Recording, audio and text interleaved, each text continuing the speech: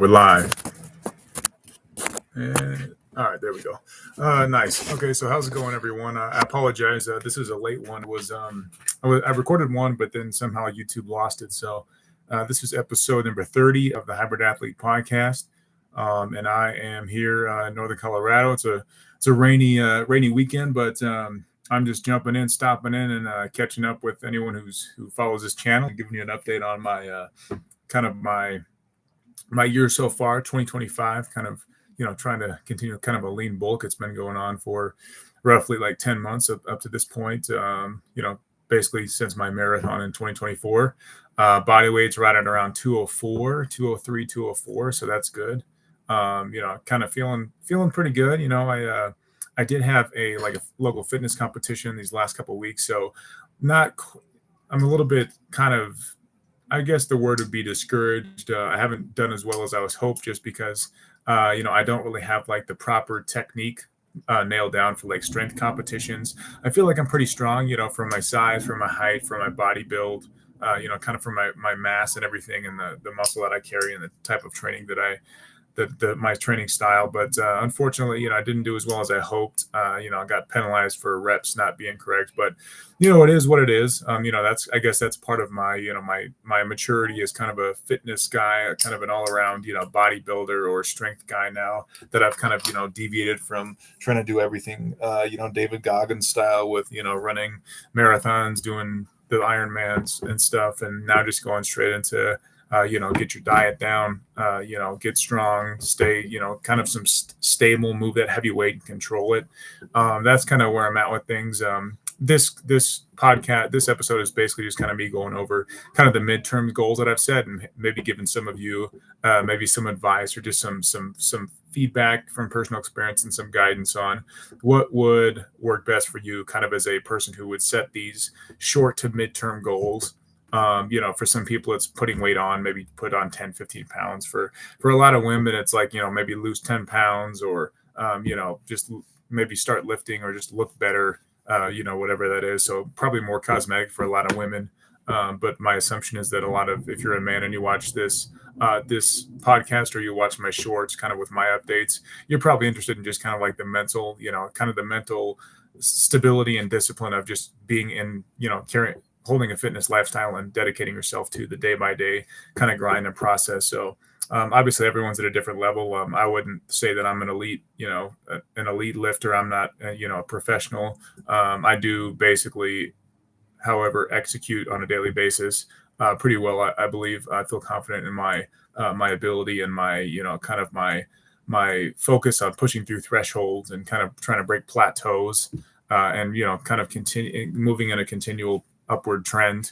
That's gone better for me in the past, and it's gone better, worse for me or better for me in the past. So again, like, this is basically my kind of my take on midterm goals, how to set them, how to manage them, specific goals you want to micromanage. I think I recorded that in the video that was lost, unfortunately, but I might get into that a little bit too. But ultimately, I think there's certain goals that you set that there's really no option to fail. If you set a goal of, unless there's a tornado or a hurricane, you say, I'm going to work out every week for 6 days a week. That really needs to be without fail. That has to be no excuses. We got some weird lighting here. This works. But yeah, that's like an example of kind of the mundane goals of, I'm going to have attendance rate like this. I'm going to eat this much, eat this frequently. Failing to eat the right food and the right amount of food, in my opinion, is really unacceptable. Unless it's an unrealistic goal, like unless you're saying, I really want to get shredded. If you're trying to do your first bodybuilding show and you're saying, well, I'm going to, eat 1,000 calories a day for 5 weeks or something, that's pretty ridiculous. You might fail at that. But I'd say just in terms of, I'm going to make the decision to not eat fast food for the next 3 months. I'm going to make the decision to consume, a gallon of water a day. If you do 75 hard, that's a great program that Andy Frisella does with First Form. So those types of things, if you're really, into it, if you really value your health, your your physique if you're a bodybuilder, or if you're a lot of females, or your strength if you're a guy that's like into powerlifting, or if you're your running sequence, the miles that you put in every week if you're an endurance guy. Bottom line is those types of things are unacceptable to fail at. But the other kind of goal that I'm trying to get into and I want to talk about are the ones that are more of like a particular benchmark that you're trying to move past. Like, say for example, my personal one was I want to be able to squat 315 pounds for a set of 10 reps. That would be sweet. And I've come close, but I failed so far. And my goal is like, and especially like with me, like trying to really get leg strength for, since I've finished endurance, I've had like a nice, curve, basically a strength curve on that. But lately it's kind of slowed down because when you're doing a bunch of running and, running 30, 40, 50 miles sometimes a week, you really can't build your legs. But now that I'm able to build my legs, through starting past summer and then into like this spring, it's been, 8 months, 9 months of really focusing on heavier deadlifts, heavy squats, go deep on the squat, whatever front squats. I'm starting to work those in now. Those were on my recent fitness competition. I did decent at those, but these types of midterm goals, like add that amount of weight to a particular movement, a compound movement or whatever it is. Those are the types of goals I'm talking about. And when I said midterm, I think the goal should be realistic, but a very high amount of effort is required to meet that goal. And if you fail at these goals, you should fail in a particular way. And that way should be, God damn, I gave it everything. Maybe it was a little bit too unrealistic. It shouldn't be, oh, if I would just have, there was a stretch for a month where I made an excuse, my son had a thing at school, or, my wife was, needed me for extra, or I had a project come up, or I had to fix something in my home, whatever that is. If you fail for those reasons, then I don't think you're disciplined enough. But if you fail for the reason of, I just flat out couldn't get that weight, or I missed it by 1 or 2 reps, or it was just kind of like effort was there, execution was there, the mundane details, like I'm saying, are there, but there's failure there. I think that's okay. And I think that you should respond to that in the proper way. There's so many similarities in between, business and between, fitness. I think I mentioned it before, but I think that the bottom line is that there's an important, kind of path that you have to take in order to,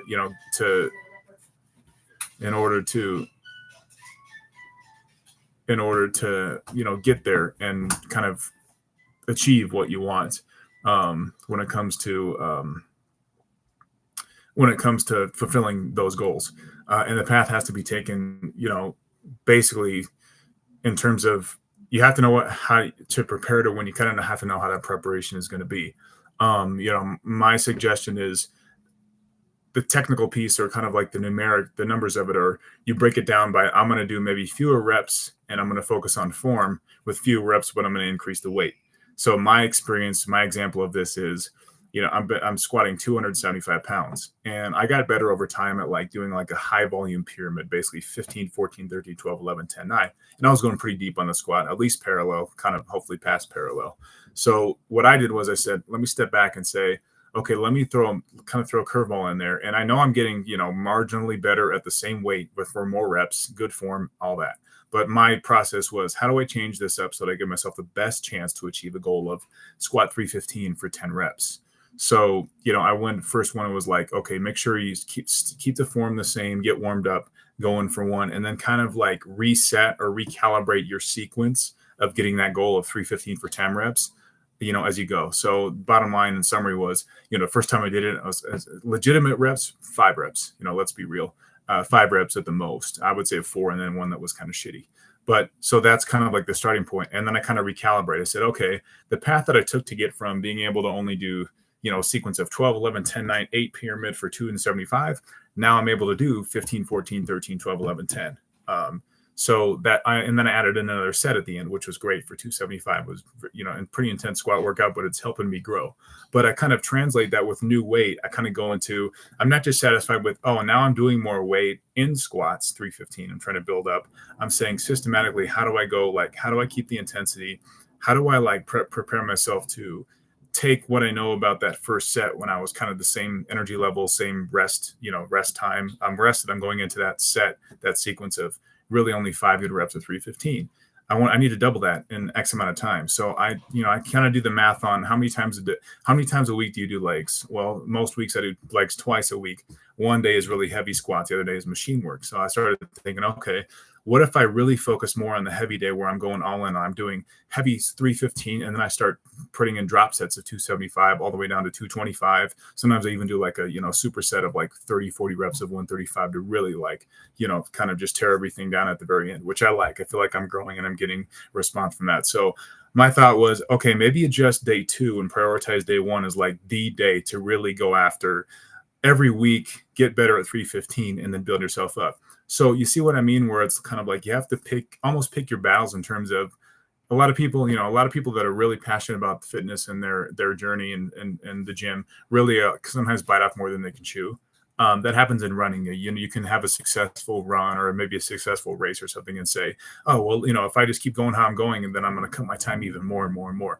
But the law of diminishing returns is real, and it's hard. And the kind of what I'm talking about in terms of trying to get past that in this, in this talk here is basically saying, okay, you need to know where to adjust, where to make an adjustment. And in this example of squatting, for me, I made the adjustment on the second day. So I basically made an adjustment of volume and weight on the first day. But then the second day, I maybe did a few less. I kind of double up on quads. So I started thinking, well, squat is a more quad dominant movement. Why don't I double up on hamstrings? Why don't I still do hamstring machine work on Wednesday like I usually do for leg day, and then I do Wednesday, Saturday typically. So on Saturday, I did say I'm going to remove the quad machine, the quad leg extensions, and I'm going to go a little bit heavier on hamstrings, and then keep calves the same. Maybe add a set of calves, just so I'm overall my volume is increasing by 10%. So it's almost like increase squats by 20 to 30%.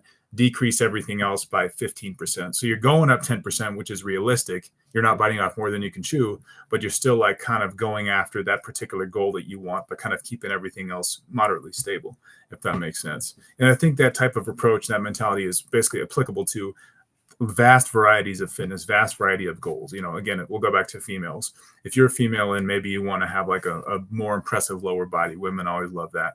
So then you could basically go to a different type of machine work and challenge yourself to, maybe I'm going to replace this exercise and maybe I'm going to increase the volume or increase the weight, and then challenge myself to like do more walking, like incline walking or the stair step or whatever it is. You can like add those in so that you're not, I would summarize this as like add 30, remove 15. So you add, you know what I mean? Like you're basically adding 30% of what the thing that you're really focused on, but you're removing maybe 10 to 15% of, what makes the goal realistic. And I think if you take that approach, people are going to have a lot more success. I'm not saying this is like the solution or this is the best way, but in terms of diet, fitness, overall execution, the spectrum, basically the entire picture of what your fitness is like. There's plenty of influencers on YouTube and people online that are kind of, giving a similar message, but I don't think it's always as detailed, or it's not always as specific as it should be. People like Sam Sulek always break down their bro split, which is, I think he does a bro split. I haven't watched him in a few months, but basically just kind of saying, okay, I'm doing this body part this day, and then I'm doing back twice because I'm prioritizing my back, or my back is very well caught up. I need to bring up shoulders and chest, so I'm doing that twice. That's all good, but I'm talking more about like within that paradigm of, adjusting volume and adjusting days and stuff, you need to adjust prioritization. So I think it's one of like the key, elements of underlying exercise, to get technical. Basically prioritization within that variation of schemes of reps, volume, etc. Prioritization of a particular exercise that maybe wasn't front and center before, order of exercises within each workout, that can be important too. One thing I've always done is basically deadlift before I squat, because I don't max out on deadlift. My deadlift is already stronger than my squat, but in order to kind of prime myself for a squat, so where I'm already warm, I can really just dig in, not worry about injury, my joints feel good. That's how I do it. I kind of set up the squat, the bulk of the meat of the workout with a lighter deadlift. I'm basically just kind of bang out 315 or 345 for kind of, 5, 6, 7, 8 reps, just kind of really get in the groove, and then go to the squat rack and say, all right, now that I'm nice and warm, I have no excuses. I'm going to go balls out on this. And if I fail, I fail. That's fine. I got safety bars. Everything's good. So I think that's kind of like my recap of, I'm not frustrated, but sometimes I just get agitated, when I hear people that I know, or I just kind of like observe kind of the behavior of people saying they want to do something or saying they have these goals, but, it happens in business, it happens in personal life, whatever it is. I don't want to become victim to that. I don't want to I want to practice what I preach. I want to avoid that. So part of this is kind of like my verbal commitment or like my verbal processing of, yeah, I don't like that. I don't like that approach to life, to like being stagnant, to being complacent with your goals. Obviously, it's cliche. It's in every, motivational book that's out there. But essentially what I'm saying is fitness is really, it's kind of, it's important and it's very crucial that you don't waste time by not executing midterm goals. I would define a midterm goal. I'll finish with this. I'll define a midterm goal as a goal that lasts between 1 to 6 months. Longer term goals, I think, are more than 6 months. Probably 1 to 4, 1 to 5 years. I'd say long-term goals, and then like lifetime goals would be decades long or whatever. Have a good marriage, whatever. That's like a lifetime goal. But bottom line is, these midterm goals, they can be set up in different ways. And then my input to all of you, especially who are into fitness and who are like really talking about strength. Let's talk about strength, because that's kind of the realm that I'm in right now. My advice and from my experience is, in these midterm goals, 1 to 6 months, like pre-plan them, like make sure that you kind of have them planned out for the entire duration of that. I'm for example, I've planned out over the next 4 or 5 months what body weight I want to have. I want to be at least 210, hopefully 215 throughout the next, probably start my cut around August or something, because the first time I'll ever cut, legitimately cut. But basically get that body weight. I have, a series of strength metrics and that, basically benchmarks that I want to have. And then one of them really is form on my chest, on my bench press, because I kind of had a revelation, especially after this recent fitness competition, that I'm not benching correctly. My butt's going off the seat, so I'm getting like no reps, which is annoying. And I know I'm pretty strong. Like my chest is growing, like physically my chest is bigger. That's good. But I want to have like that core, like that base strength that's like, he can throw like heavy weight around. He looks strong and he is strong, not opposed to, I get good pumps and stuff, but like that's part of my goal is like, okay, how do I dial in on bench press and really like squeeze, feel the weight and move that weight so that I can really like, like dig into bench and be like, okay, I got a stronger chest and I'm like moving some legitimate weight correctly, and I can kind of manhandle the weight, which would be nice. So that's kind of my goal, is like the body weight, and then obviously squats. So squats, chest, and body weight to go up. So everything else is kind of in place for me. Like I have pretty decent shoulders and stuff, and I'm happy with my execution on diet and stuff, and caloric consumption. I've put on weight, I think, the correct way. Meaning I have body fat, but not too much to where I like feel gross or I feel like I need to lose weight. It's just kind of like steadily, slowly but surely going up. And at this point in time, like I'm not on drugs. I'm not on any hard drugs or steroids or anything. So, I wouldn't expect myself to be able to I've put on pretty much 25 pounds will be a year out, because it'll be May from when I weighed about exactly 180. So 25 pounds a good weight in one full calendar year. That's pretty good, especially when you're talking about, a guy I started out as advanced. I was already advanced in 2024 in terms of lifting, fitness, lifestyle and stuff. It wasn't like I was starting out as like a skinny fat guy at 180. I was, definitely lean. You guys can see some of my old videos and shorts. And, around 2024, I was, trying to do a marathon in under 3 hours. Trying to basically lift weights still 3, 4, sometimes 5 days a week and still run a lot. It was hard on the joints, but that was like kind of my history leading up to now, is like, okay, these midterm goals I'm realizing are becoming more and more prominent and more important. And you're not going to feel comfortable a lot of times. When I first started doing these front squats this last month, like it was very uncomfortable. And I was like, I really had to learn to tighten my core. I'm going to strain my back and that type of stuff. So, again, just wrapping this up, my ultimate message is, any of you who don't use midterm goals, really prioritize those, and then micromanage that specific piece of your fitness. So, if you have diet and you have sleep and you have routine and cruise control, great. Discipline isn't an issue for you. You don't need to set an alarm or like really have the internal mental talk, like, don't be a pussy, go to the gym today, even though you don't want to. Because if you really love like what you're doing, it should almost be like you can't wait to go till next time. Joe Rogan just had a podcast, I think, or there was a clip of him basically talking about that. And other pro athletes and high level guys are just like the same way. Like, it's not discipline. It's almost like obsession. It's like a healthy obsession with something that's good for you. That's what fitness is at the end of the day. And really that should be like, hopefully, a mindset that you get into. But once you're in that realm, in that zone of like, okay, now that I'm going and I really want to go again, just make the best use of your time. I mean, fitness isn't like golf. It's not like business. It's like, it's only going to last a certain amount of time. I mean, the sad story, it's sad to see what Ronnie Coleman looks like now, but 20 years ago, he was the most impressive human being who ever walked this planet, pretty much in terms of fitness and strength and muscle mass. So, while you're doing it, go all in on it. Don't have any kind of regrets or any excuses when you kind of, look back or think, well, maybe I should have set a goal this way. Or that's what I'm saying is midterm goals are really kind of like fill that void of like consciously be in the moment, be present, be chasing like achievable, but very very high effort required.